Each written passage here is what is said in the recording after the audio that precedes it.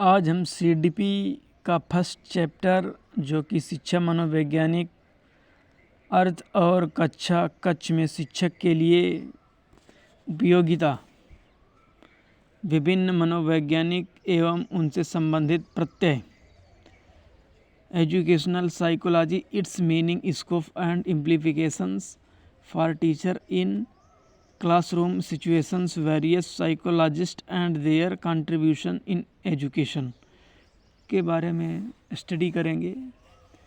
तो सर्वप्रथम हम इसको मोटे तौर पर देखते हैं कि शिक्षा मनोविज्ञान दो शब्द से मिलकर बना है।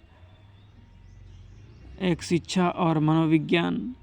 शिक्षा जो है शिक्ष धातु में अप्रत्यय जुड़ने के बाद बनता है, जिसका अर्थ होता है सीखना या सिखाना, और इंग्लिश में इसे एजुकेशन कहते हैं। एजुकेशन एजुकेटम शब्द से बना है। एजुकेटम में ए और ड्यूको दो शब्दों से मिलकर इस एजुकेटम का निर्माण हुआ है। तो ए का अर्थ होता है अंदर से और ड्यूको का अर्थ होता है आगे की ओर बढ़ना।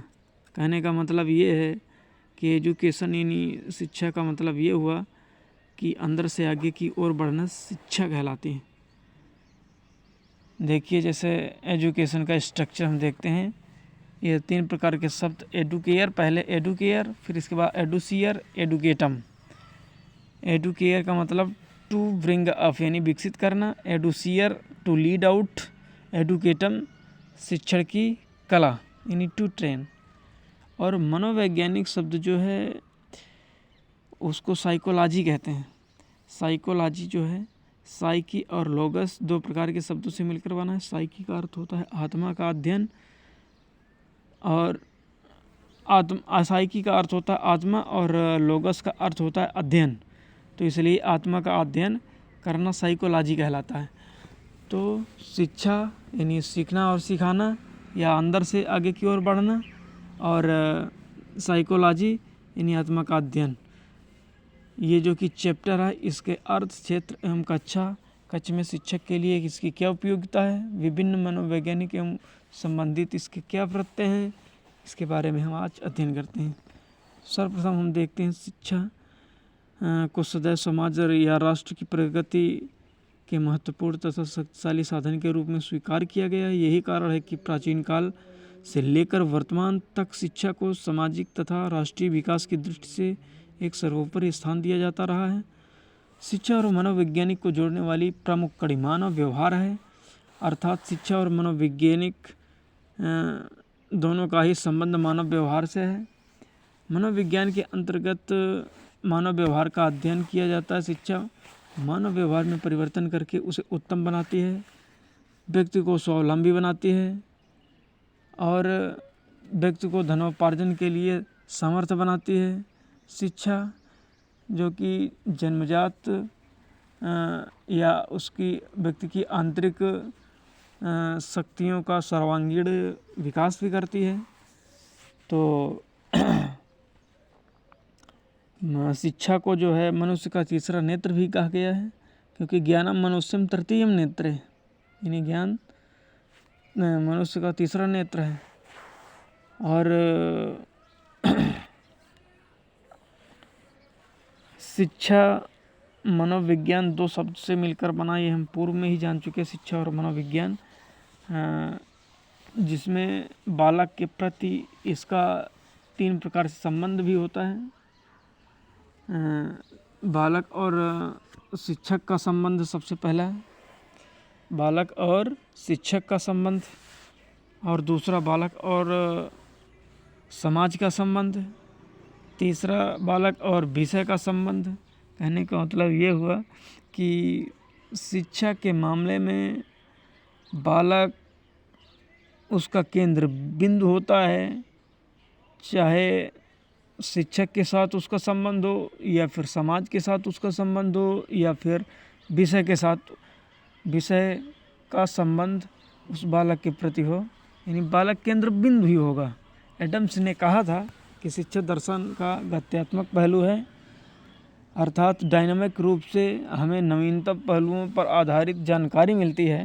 शिक्षा एक सतत प्रक्रिया है जो जन्म से लेकर जीवन पर्यंत तक चलने वाली प्रक्रिया है। शिक्षा व्यक्ति को विद्वान बनाती है, धनोपार्जन के लिए समर्थ बनाती है, व्यक्ति को स्वावलंबी बनाती है, अर्थात व्यवसाय के साथ जीवन को जीवनोपयोगी बनाती है। शिक्षा का यदि हम दृष्टिकोण अपने इंडिया में देखें तो शिक्षा के दो रूप मिलते हैं, शिक्षा और एक वेद यानी विद्या, विद्या या वेद।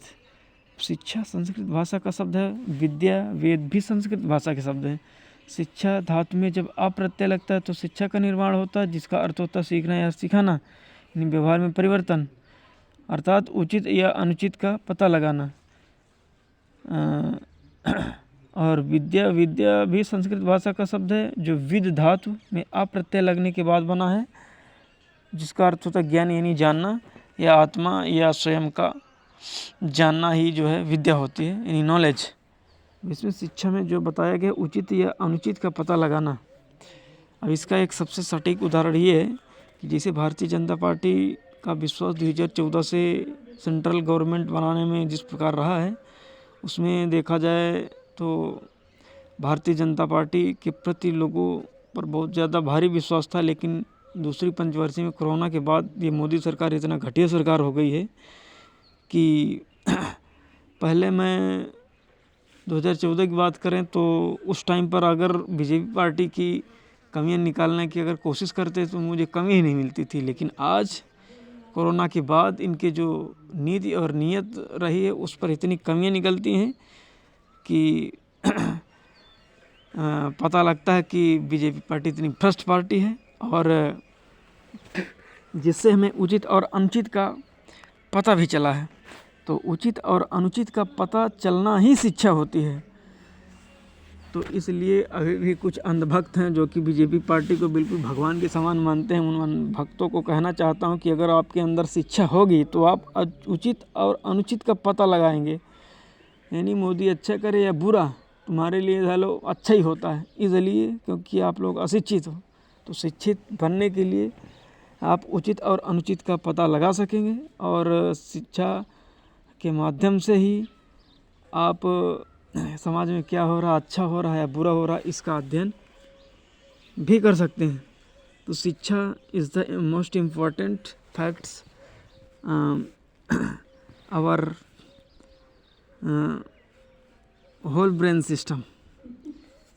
तो शिक्षा की यदि पाश्चात्य दृष्टिकोण की यदि हम बात करें तो एजुकेशन शब्द की उत्पत्ति लैटिन भाषा के एजुकेशन से एजुकेटम से हुई है, जो कि अभी मैंने बता दिया है। एक अर्थ होता है अंदर से, डीको का अर्थ होता है आगे की ओर बढ़ना, जन्मजात शक्तियों का बढ़ना ही एजुकेटम होता है, यानी एजुकेशन यानी प्रवृत्तियों का बढ़ना, जिसे टू लीड ब्रिंग आउट यानी बालक में निहित गुणों के बाहर की ओर विकसित करना ही एजुकेशन होता है। ये पाश्चात्य उद्देश्य है, पाश्चात्य दृष्टिकोण है, approach education approach after. Okay, धन्यवाद।